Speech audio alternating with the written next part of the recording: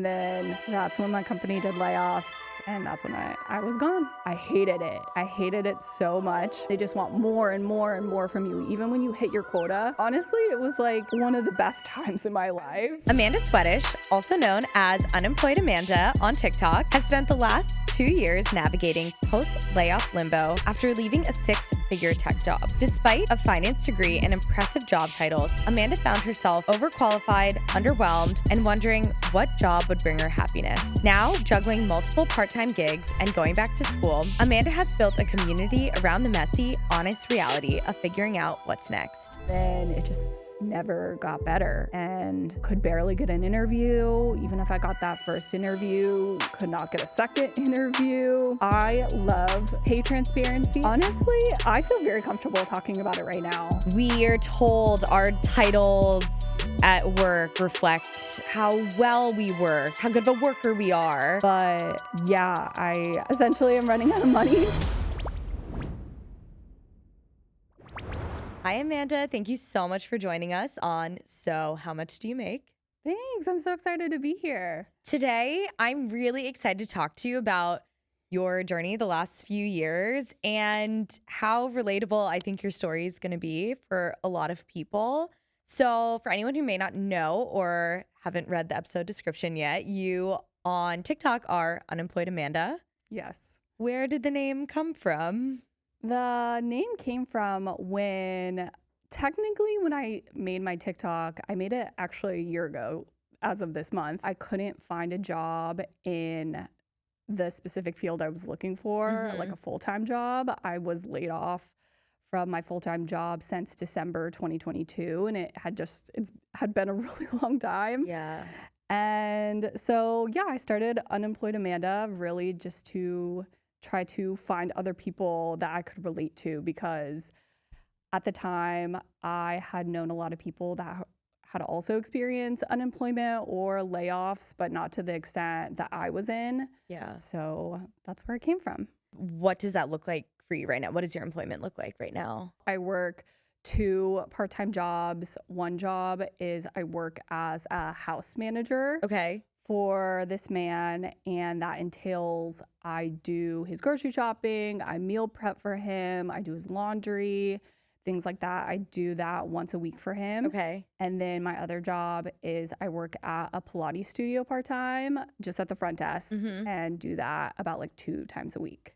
I am recently going back to school, but prior to that, I was also doing some freelance consulting. I was driving a little kid to school every day. And I also have a rental property that I rent out that I also make a little bit of money there as well. So the question of the day, how much do you make? So right now, with going back to school, I make about $2,000 a month. Okay. So I guess that's about like $24,000 a year if you want to put it in those terms. But prior to that, when I was actually working 5 different part-time jobs, or like 5 different streams of income, you can call it. I was making around like $40,000 to $50,000 a year. Right. And then even prior to that, when I used to work in tech, I was making $125,000 a year. So kind of crazy how my income has just drastically changed throughout the years. How does it work? Like, how are you able to make $2,000 a month work? Yeah, so I'm definitely going in the negatives right now with school. I definitely don't make enough to pay all my bills, but my plan currently is I actually own a house in Denver. Okay. It's more like a small, like 1-bedroom row house that I used to live in that I now currently rent out. And my plan is to sell it and help pay for my life for the next year or so while I'm in school. Does that house right now contribute to any of your income? It does. It does. I make a little bit of money on it a month, maybe like $200 a month on that. And that's definitely what I consider one of my part-time jobs or like streams of income. And I've learned a lot about being like a property manager. It's a lot of work, but yeah, essentially I'm running out of money. So, and the other option is to take out student loans. And ideally, I just didn't want to do that. I kind of looked into it, and interest rates are just so high right now. Yeah. I kind of feel for all the people who are graduating high school or going back to school and like need to take out those student loans because it's rough. It's rough. So I totally agree. I think about this all the time. And like the rates of student loans are just like so high. And I think at the time, you don't even realize what you're getting yourself into. No. And then it just like follows you the rest of your life. Like I was talking to someone actually just last night, and she was like, yeah, I have a friend and they hit their minimums every month and they're going to pay off their loans for the rest of their life, hitting the minimums. And like, it's, that's maybe a whole other conversation. Yeah. And you really, sometimes you have no option. Some people, right. You just have to do it. Right. But actually, going back to college, I would love to know, like, college to 2022, what did that look like? So what did lead you to this tech job? Yeah. So when I was graduating from college, it's actually funny. I think back, like my mindset at the time was, it was kind of two things. I was like, I really want to help people. Mm-hmm. I mean, I think a lot of people want that, right? Yeah. You want to like make an impact. And then the second thing I thought I wanted was to climb the corporate ladder. Mm-hmm. I was like, I'm going to go get a job at a big corporation and work my way up and work in these high-rise buildings. And it's going to be great. And like, woman in the workforce, I don't know. And my first job out of college, I worked at CVS Caremark, which is like prescription insurance, prescription benefit management. And I hated it. I hated it so much. And yeah, it was kind of just like really eye-opening, like working at such a large company and how the company was ran. Honestly, I was like, I don't know how this company is in business. Just because me as a low-level employee, I was like, it just seems so disorganized. Yeah. And no matter how hard I worked, I couldn't get promoted. I couldn't get a raise. I feel like it just sucked. Yeah. So I ended up quitting that job. I was 25, 26 when I transitioned into tech. And I started as this role as an SDR, a sales development representative, which I had no desire to be in sales, to be honest. But it was a very like entry-level job.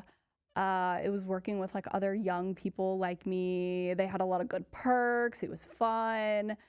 And that's essentially why I got into tech at the time. Mm-hmm. And I also was thinking, I could just start this company, learn more about the different positions, transition to a different team.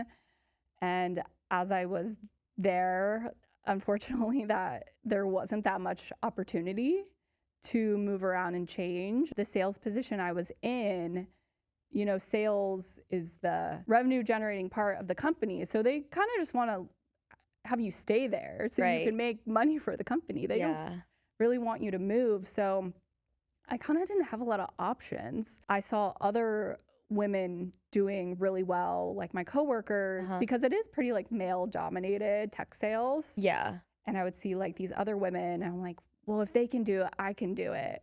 And I kind of like convinced myself this is what I wanted because I really didn't have any other options. Yeah. So I stayed in tech. And then I moved up to like an account executive type position where it was more of a closing role, closing deals, and moved companies. However, within 1 month of moving to this new company, I had like a mental breakdown, like a panic attack, because I was like, what am I doing? I don't want this. I'm not good at this. In tech, or at least the company I was at the time, they just want more and more and more from you, even when you hit your quota. Because in my mind, that's like the goal. Right. Like you should celebrate after you get there. But at my company, it was kind of just like a pat on the back. They're like, oh, good job. Like, but what else do you got? Yeah.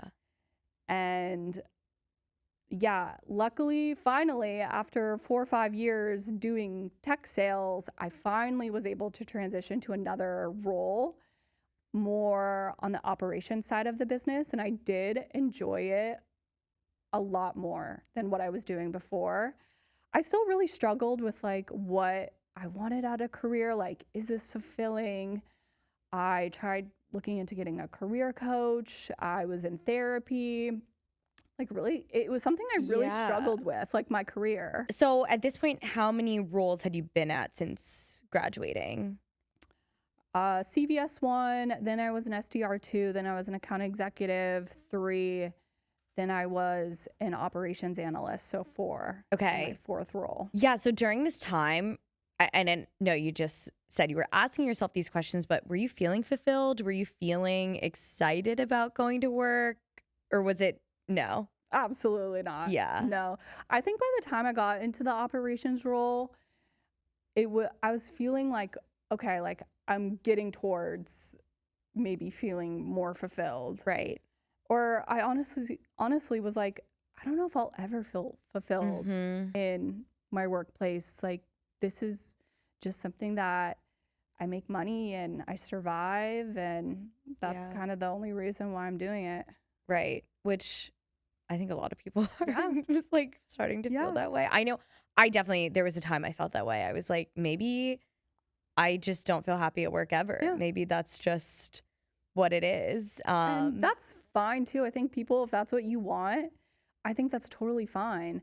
But I was always jealous of those people Mhm. that knew exactly what they wanted, or they went to school and they studied it and they're getting the fulfillment they wanted out of their career. And I was always so jealous of those people because So at this point, you're in operations. Things are looking better ish.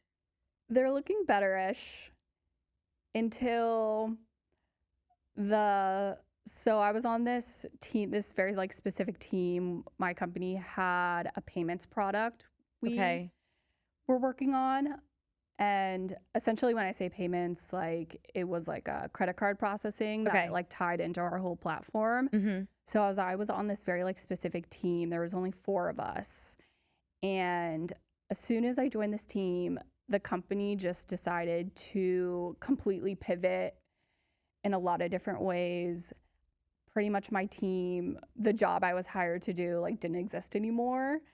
And then the product I was hired to support just got completely deprioritized. Okay. So I was on this team of 4. Within a couple months, 2 of the 4 team members got moved to other teams. Then a couple months later, my last team member quit. Okay. And then it was literally just me. And this was probably like 6 months into this. And I started freaking out. I was like, so it's 2022. You know, I feel like companies are starting to do layoffs. Right. And I was like, if my company ever does layoffs, like I'm gone. Like I don't even know what my job is. Yeah. I try to start advocating for myself. I'm like, okay, I know this isn't working. And I try going to different teams and like finding a need for myself and pitching it to my manager. He pretty much just offered me a job on the product marketing team.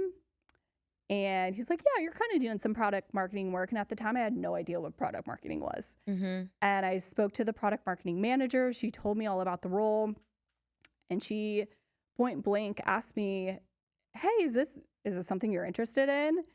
And I gave her a completely honest answer. And I said, no. Yeah. But I really had no other options. Yeah. So I ended up joining her team, worked on her team for 3 months. And then that's when my company did layoffs. And that's when I was gone. I know this almost sounds silly asking, but what was that feeling like when you got laid off? And I don't want to speak for you, but it sounds like obviously that would be really stressful, but also like it sounds like things kind of weren't gelling to begin with. So yeah, what was kind of going through your head when that happened? I was not surprised. Mhm. I mean, I was very unhappy because my company, when I first joined the company 2 years prior, they really sold themselves as this great company because they didn't have to lay anyone off during COVID. Okay. And Yeah. then now they're laying people off. Yeah. So I was like, you guys suck. So in that sense, I was happy to not be there anymore because again, like my values is I want to be valued by my employer. I want them to care about me as an employee, and I just wasn't getting that from them anymore. So yeah, it was kind of like happy, sad, but I was not like nervous about getting a new job. Yeah. Like honestly, at the time I was like, it's fine. I'll find another job. I wasn't really worried about that point at that. So it was kind of like bittersweet, to be honest. So when did you start looking for a new job after the layoff? So I definitely took some months off. As you should. Yeah. Honestly, it was like one of the best times in my life. I was going to say, were you like, F work? I never want to go back. Yeah. Because to be honest, I just wasn't trying that hard to apply for jobs. I was getting unemployment. Yeah. I was traveling a lot. I ended up living in Salt Lake City for like a month and a half during the winter, and I skied every day, and I was posting pictures on my Instagram like I love that I got laid off, stuff like that. Yeah.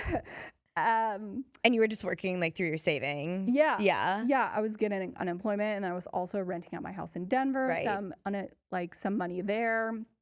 Weirdly, I was just not really struggling financially. I was doing fine. I was like, so I'm just going to ride this out as long as I can. And then my unemployment was like running out because you only get unemployment. I think it depends, but like mine was running out at like the 6-month mark. Okay. So it was coming up, and I was like, okay, I should probably start applying for jobs. Yeah. And I just wasn't getting anything. Yeah. It was really tough because when I initially got laid off, I was like, oh, the market's kind of bad. It will get better. Give it a couple months. That's another reason why I wasn't really like trying that hard. I was like, oh, it'll get better. And then it just never got better. Yeah. And could barely get an interview. Even if I got that first interview, could not get a second interview. Yeah. And that's when I started like applying for part-time jobs. I was like, now I'm just need to pay my bills. Yeah. And essentially 6 months turned into a year turned into 2 years. And it was a lot of different factors. And I feel like I just was in a sucky situation because one, it was just a really hard competitive market. A lot of people in the tech industry and in a lot of industries were getting laid off. So there's just a lot of people applying to these same jobs. Other people like me were lowering their standards. And one thing I kept running up against was I didn't have enough experience because I was still applying to operations type jobs, product marketing type jobs.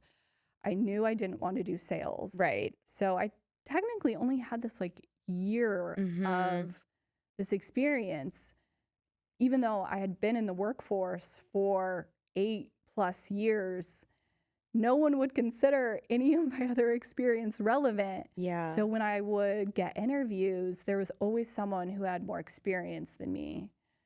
So yeah, it just was really hard. And I also was constantly contemplating, what do I want to do? Yeah, I was going to ask, like, during this time, were you like, should I completely switch industries? Like, was that a factor too? For sure. The tech industry at the time, and still kind of to this day, I don't know, I'm a bit salty now about the tech industry, but I'm like, do I even want to be in tech? Yeah. It's, feels like no one's safe. Yeah. You're just scared you're going to get laid off. Or it was also the time when people were just, and this still happens, you're getting like really overworked and you're working really long hours, and it just was awful. And I was like, do I even want to do this? Yeah. However, this is pretty much my only experience. So with this competitive market, it's probably not a good time to pivot. So yeah, it was kind of just like week by week, I would have different strategies. Maybe like 1 week I was like, okay, I'm only going to apply to like these type of jobs. Or like, oh, this week I feel different. I'm going to totally pivot on my strategy and apply to something else. You know, sometimes I try to play the numbers game and I was like, it doesn't even matter what I'm applying to. I just need to apply to at least 5 jobs a day, 10 jobs a day. And then other times I would completely pivot and be like, okay, I'm only going to apply to things that I know I want to work at and I want to do. So there was a lot different things I did during that time applying for jobs. How many jobs did you end up applying to? So maybe like 300, I think, in my spreadsheet, which maybe, I don't know, depends on you. Like, there's some people out there that are applying to like way more than that. I mean, 300 still sounds like a huge number. So this is 2023. Yeah. I was looking to like leave my job at the time. I think I applied to 100 jobs in 2023 and basically did not hear back from one. Yeah. So, but I thought 100 was a lot and 300 sounds like a lot. And if people are applying to more, like, which I totally understand, like, wow. Yeah. And then I think it was like the end of 2024 that's when I just started thinking about going back to school. That's when it hit the 2-year mark of me being unemployed or long-term unemployed or whatever you want to call it. And weirdly, at the 2-year mark, it was like a very reflective period because I knew it was coming up. And weirdly, at 2 years, I was less stressed than ever. I think I finally just accepted where I was at because for so long, I had just felt so embarrassed by my situation that I couldn't find a full-time job.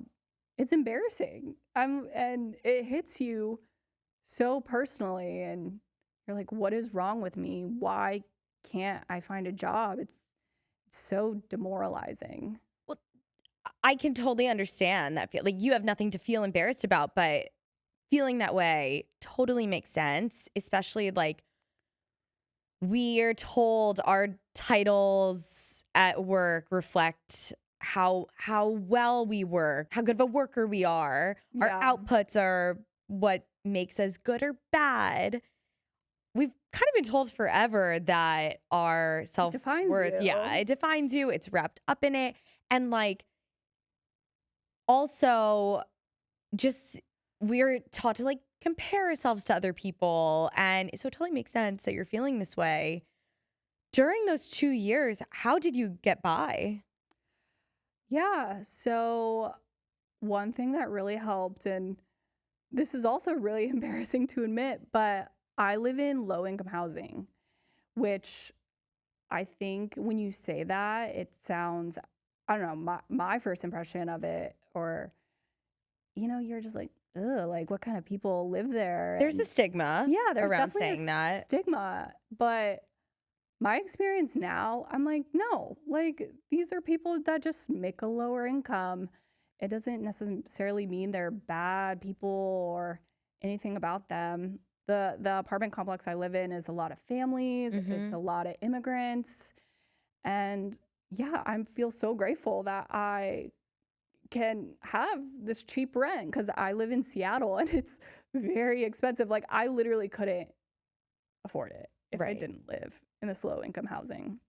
So that really helps. A lot of my bills are subsidized because I live there. I luckily have no debt, which is really nice. Like I have my car paid off. I have all my student loans paid off like before I even got laid off. Yeah. But I think about it all the time. I'm like, if I was in a different situation, if I did have debt or if I had a family or kids to support, I don't know how those people do it. Yeah. Like I think about that all the time, how grateful I am that it's just me and I figured this out for just me and I can support me. But I think about people that are get laid off from their jobs all the time and are in way different, completely different situations. Yeah. But, and then my 5 different part-time jobs. I essentially over the 2 years, I kind of just like ramped them up, like started with 1 and 2 and just Yeah. added them on. What was it like? What did you start with? What was your first part-time job that you started with? So my first part-time job was doing the house manager job. And then I added the Pilates studio. And then about like a year into that, one of my old coworkers / friends / old boss, she was experiencing similar things to me. She got laid off from her job. She started her own consulting business. So then I started helping her with her consulting business. And it kind of like varied in hours, but it was really flexible. That was really nice. So I started doing that. So that's 4. And then I also started driving a little kid to and from school, again, just to make a little extra money because everything counts. So with all those different streams of income, I actually was doing fine financially. I mean, and when I say fine, I'm like, I can pay my bills and maybe have a little bit left over, but I definitely wasn't like thriving. I wasn't traveling like I used to. That's what I used to love doing. Right. You know, I definitely just overall became to have like a very more frugal mindset. That was going to be my next question. What did you change about your life going from making $125,000 to at that time you were making between 40 and 50? What were some of the things that you had to give up, or how did your life change? When I was making $125,000, I remember having this feeling of like, wow, I finally don't have to think that much about my spending. You know, when you go to Chipotle, you can just get the guacamole. That's how you know you've made it. Yes, I was like, wow, I finally made it. And honestly, like growing up, when I thought like my goal was like, if you hit 100K, you've made it. I thought the same thing. Yeah. That was kind of my mindset. So I was like, wow, I finally made it. So taking that huge step back, that giant pay cut, I just really had to cut back on, you know, I started shifting of, do I want this or do I need this? And if I didn't need it, I wouldn't buy it. I really cut back on like eating out and going out with my friends and like getting drinks and stuff like that, because drinks are expensive, but not only are that's expensive, Ubers are expensive. Yeah. So I would specifically like go out and meet people and not get drinks so I could drive home, which it's like healthier. Like I didn't mind it, and definitely cut back on like traveling. Just didn't really venture out that much anymore. And I've been curious about this since you mentioned it. I'm curious about all of the jobs that you have, but I'm very curious about this house manager job and where that came about and what that's like. Yes, I'm glad you asked. A lot when I tell people this, a lot of people have a lot of questions. It's really fun to talk about. So I originally found this job on care.com. Okay. Actually, when I first moved to Seattle, I was looking up babysitting gigs because I was like, oh, that's easy money. I can do that. I took one babysitting gig and I was like, no, I don't nope. Like I love kids. My sister has kids, but it's like, I don't want to babysit your kids. I don't know. Fair. So care.com has some other like categories you can search for jobs in. And I just stumbled across this house manager job. I was like, oh, I can do that. That sounds easy. Yeah. And I had to like meet him at a Starbucks. It's this older gentleman I work for, and he interviewed me, and he just like gave me the job on the spot. Wow. He was like, you're the best person I've spoken to all day. I was like, okay. If you can't disclose more info, that's totally fine. But like, what was he looking for this role for? Like, is he super busy? The tasks he wanted completed were pretty laid out. Like I mentioned, like grocery shopping for him and like meal prepping his food and doing his laundry. But I remember specifically he asked me a question. He was like, how can I know you're trustworthy? That's a kind of hard question to ask. Going, I don't know. he also weirdly wanted someone with a college degree Interesting. for these tasks. You're not that hard, but I guess it went along with like the trustworthiness maybe for him. But honestly, this house manager job has been a blessing. I like think about it all the time because he pays me really well. He pays me $40 an hour. Oh, wow. Yeah. And I work for him just once a week. He's really nice and he's really sweet.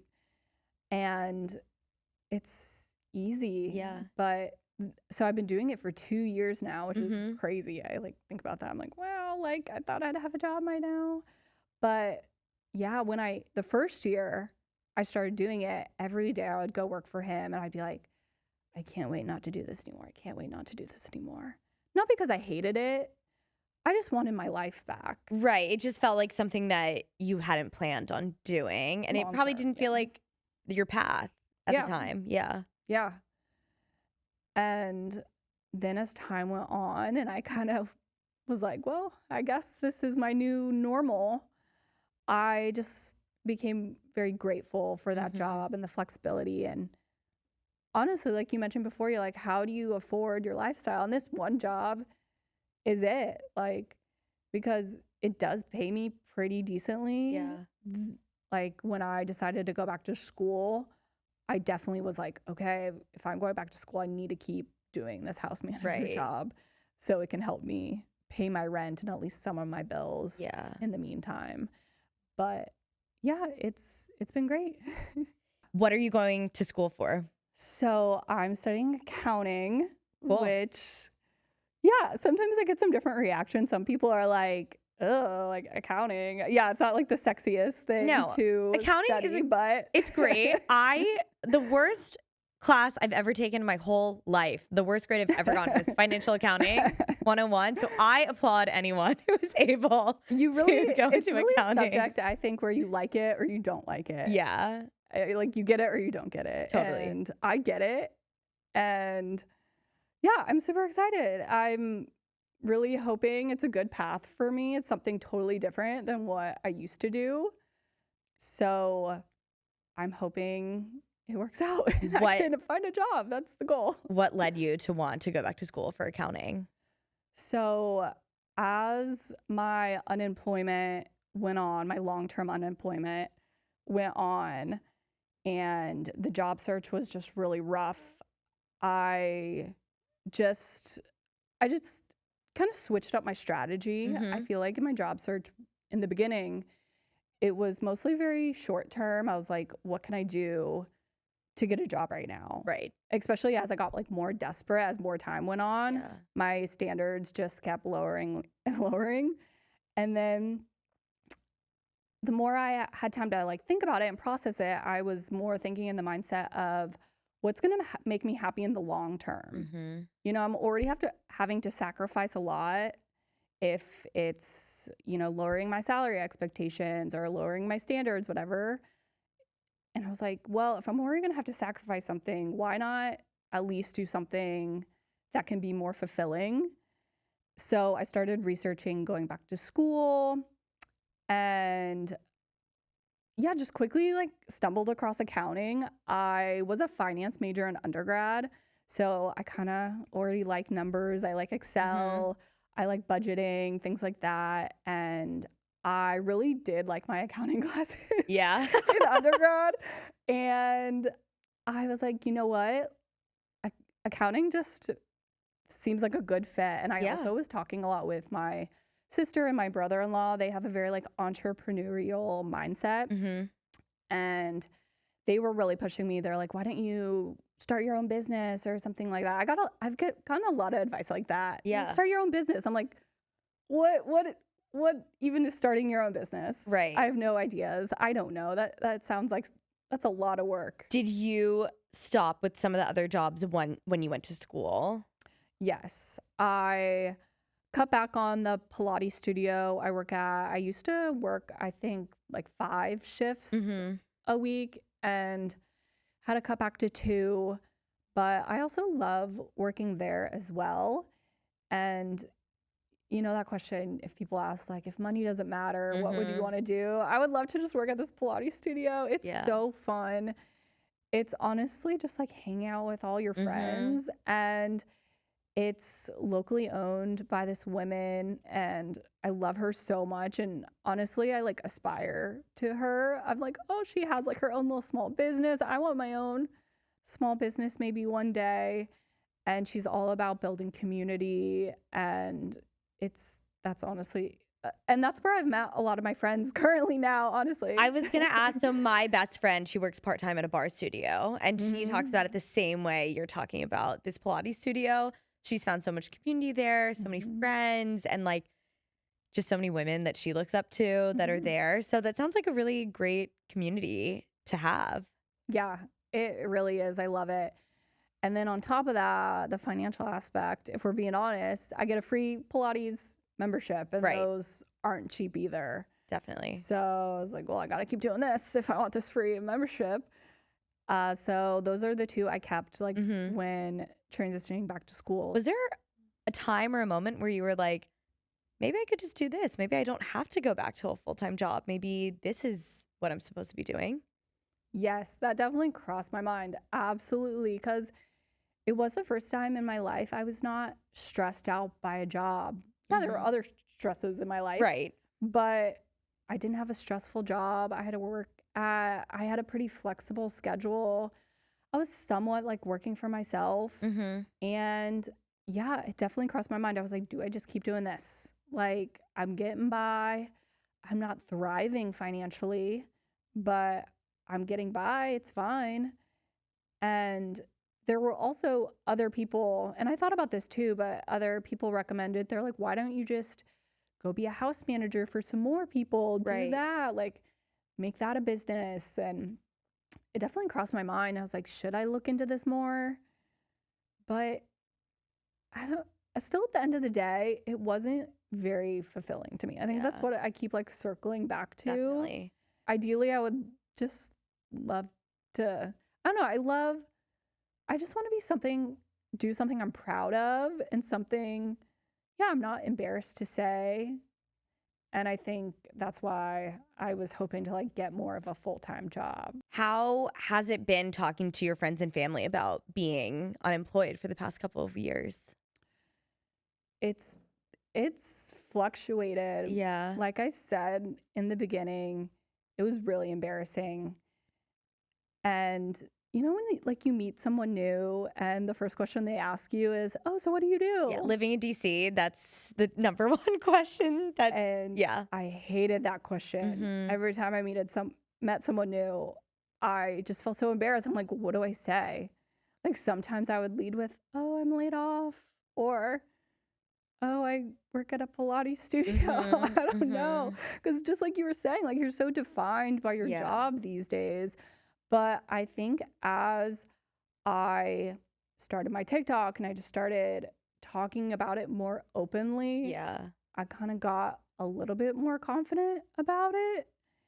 And to be completely honest, ever since I've gone back to school, now when people ask me like, oh, what do you do? I can say I'm a student. And that weirdly like sounds a lot better. I hate like admitting this, but to be completely honest, we're being honest here. I'm like, thank God, like now I actually have something I can say I do, instead of like, oh, I'm a house manager or whatever I wanted to say that day. Yeah. So because you had mentioned dating. How was dating during this time, like of being unemployed? Like you said, meeting new people and kind of connecting in that way. I definitely struggled with dating.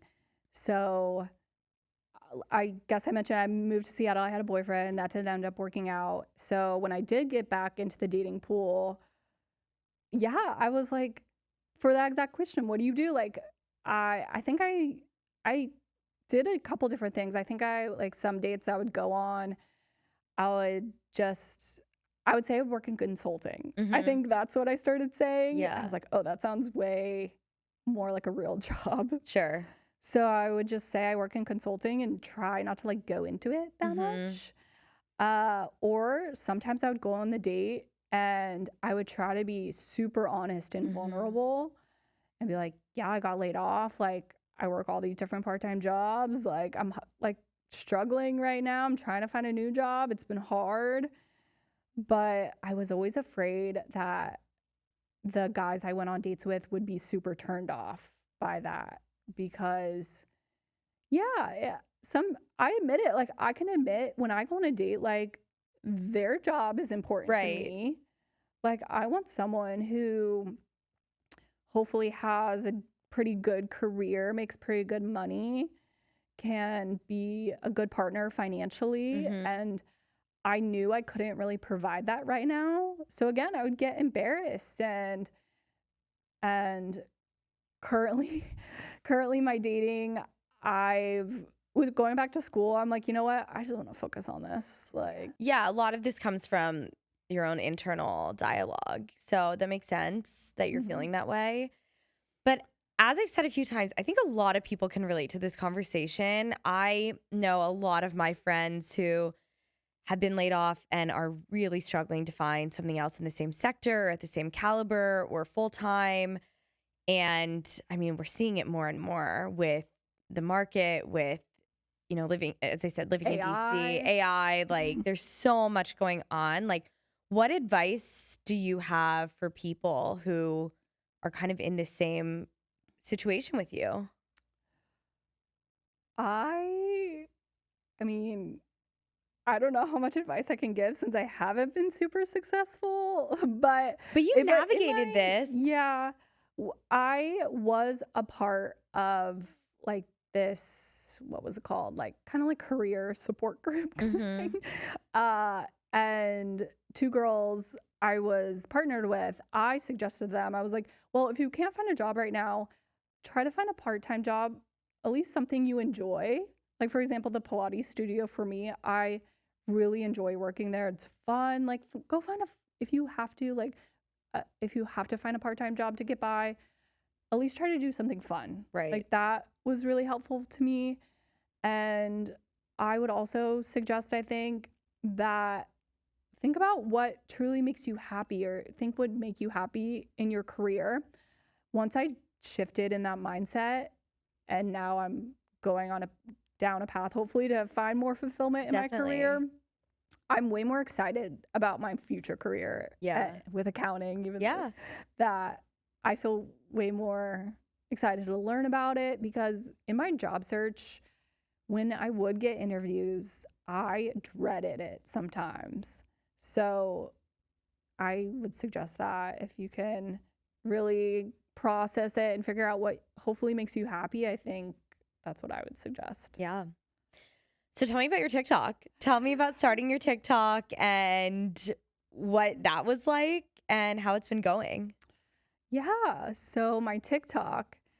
So one of the reasons why I started it was during my job search. I kind of mentioned this before, but I was just feeling so alone. Mm-hmm.